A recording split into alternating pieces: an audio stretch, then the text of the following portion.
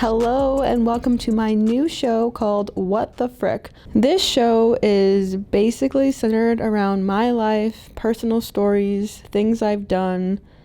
I kind of just want it to be sort of a tell-all into my personal life, which is extremely scary, but something I've noticed over the past year is that I actually feel like I've had a lot of very entertaining stories, life lessons, things of that nature happen to me that I think could make for a great show. So some of these shows will be whole episodes dedicated to guys that have done me wrong, or things I've learned, places I've traveled, and the crazy story that is attached to that place and the people I was with. The name What the Frick comes from the fact that as a child, I never really believed in swearing or cussing of any kind. I didn't like the way it sounded. I thought it made me sound, weird. And my friends would always make fun of me because I would never say any sort of swear word until I hit high school, and every now and then it would kind of slip out of my mouth. And they would all be like, "What are you doing? Did you just swear? Like, are you okay?" And then obviously now I have started swearing. I am 25 years old. It's still something I don't do super often, but words definitely flow out of my mouth a lot easier now. So that's one reason why I named this podcast What the Frick.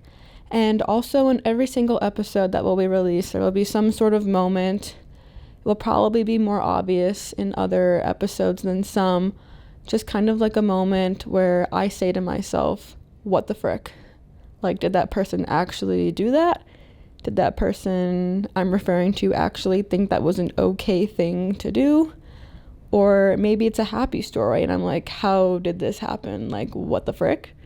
What's different about this show, and while yes, it is a lifestyle podcast kind of focusing on dating, it's going to be a lot more, I would say the word relatable, than some of these other podcasts.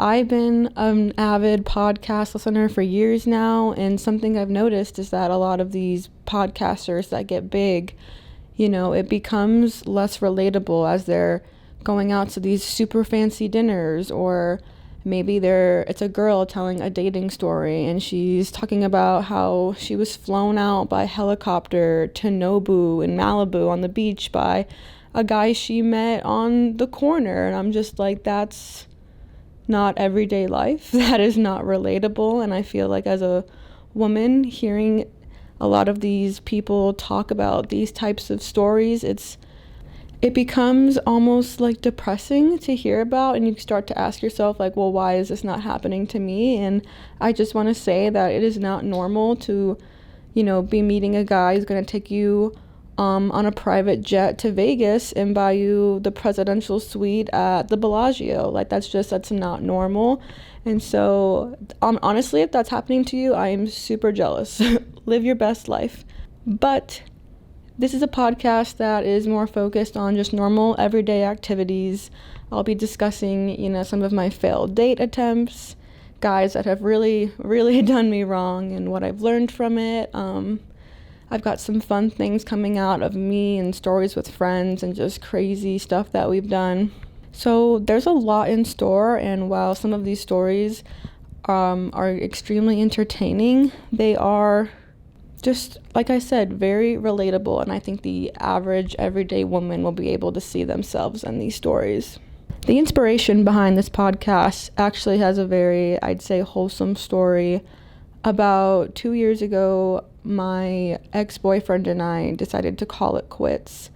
And at the time that we, had the phone call and ended things, I was completely alone in my parents' house. I was coming back from something and staying at their house, and they were out of town. I didn't have any friends in the city that they lived in, so I didn't have anyone to just drive over and talk things out with. I guess I could have called a friend, but it didn't really seem the same as talking to someone face to face. So I was completely alone in this house, and I was having a hard time really processing my emotions and processing just how I was feeling about this 2-year relationship coming to an end and just like that. So I got out a pen and paper, and they always say like, oh, like write someone a letter and then get all your feelings out and then burn it. And so I kind of had that mindset going into it. And so I wrote down all my feelings on this like 4-page paper. And then I thought to myself, I still feel kind of weird. Like, I'm actually going to read it out loud. I'm going to voice record myself. And, depending on what it sounds like, I might send it to him, because we were on good terms, and it wasn't like he had done me wrong, and I actually did want him to know like how I felt about things. I'm someone that has a hard time verbalizing their emotions, so to me this is kind of therapeutic. And the minute I opened my voice memo app, I don't believe that voice messaging was a thing yet, so yeah, I opened the voice memo app, and I'm on the second sentence of my letter, and I like burst into tears. I'm like sobbing on my kitchen counter, and I'm like, wow, okay, I'm actually feeling a lot of emotions right now. So I started over, and I got through the entire thing. I think the voice recording's a little over 5 minutes, and it was weird because I was just talking to myself, yet I felt much more liberated, and it felt a lot more therapeutic than talking to a friend or a family member about it. I think a lot of us sometimes hold back how we're maybe truly feeling. We'll maybe give like 80% of the truth in order to make ourselves look strong or more protected around people that we love and care about, so that they don't have to see us that way. But I was completely alone. So I just got everything out I wanted to say, and I felt so much better, and it ended up helping me get over the relationship really quickly. A lot of people internalize their feelings, and I was like, wow, this was so helpful to me. So from that moment on, I kind of started recording myself every time like a guy did me wrong or something of like a similar nature happened, where I felt like I needed to kind of talk it out with someone, but I wanted to be able to fully express my emotions. So I would pick up my microphone and my camera and just record myself. It still helps. Like, I still feel like it really helps me get over things a lot quicker, and helps me kind of realize things I didn't even realize I was thinking until I verbally said them out loud. So yeah, like I said, that breakup happened about 2 years ago, and this podcast is just now coming out. So it's been kind of a work in progress for a while.